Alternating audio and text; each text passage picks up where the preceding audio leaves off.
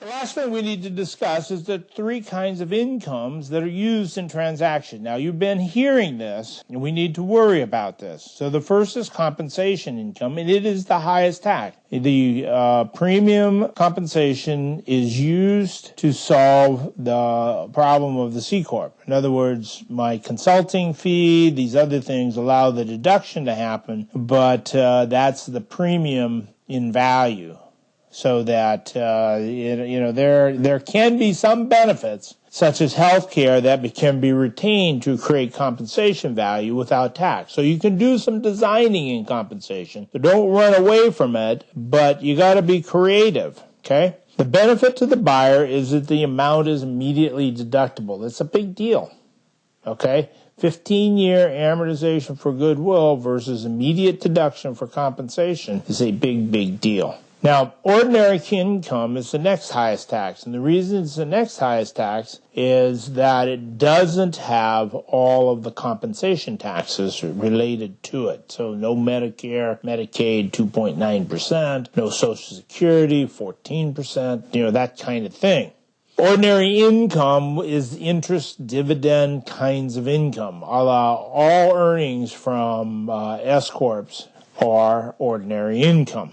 Now, ordinary income is investment income. The structuring partner buyouts as LLC ordinary income is the most efficient way to retire a partner. It's a beautiful kind of structure because it avoids compensation. It doesn't give you capital gain, but boy, it can get you close. Particularly if the amounts are modest and spread out over time. Because remember, capital gains is now 28%. In some cases, 20% in another, and so modest amounts of income get you close to the same level. Capital gain is the lowest rate. Capital gains are for ownership interest sales or non-depreciable asset sales. Depreciable assets such as equipment often generate ordinary income.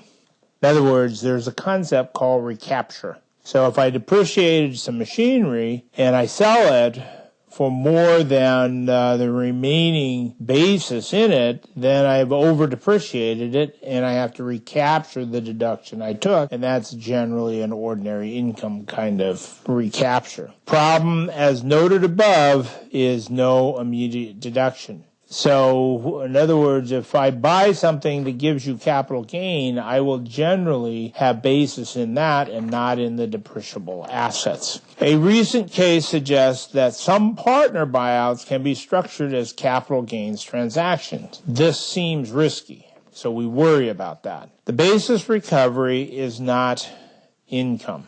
Okay, what is basis? Basis in an asset is the amount invested not otherwise deducted. In other words, I buy a piece of machinery for $100,000. I take $40,000 of depreciation.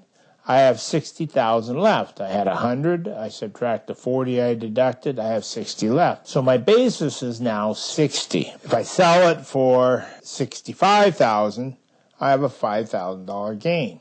As we talked about a moment ago on a machinery, that gain will be ordinary, not capital gain. If I sell it for $50,000, I had a $60,000 basis. I sold it for $50,000. I'll have a $10,000 further loss. That loss will generally be ordinary because it is a machinery and equipment component. But it could be capital because it could be a capital asset, in which now I have a characterization problem because capital losses, unlike capital gains, are very inefficient. Now, let's go to the next thing. I have $1,000 invested in the stock of a company. Company's worth $1 million today. I sell it for $1 million. I sell the stock for $1 million. I only have a deduction of basis of $1,000. I have to report $999,000 of gain. And so that's what a basis is, and the recovery is not income.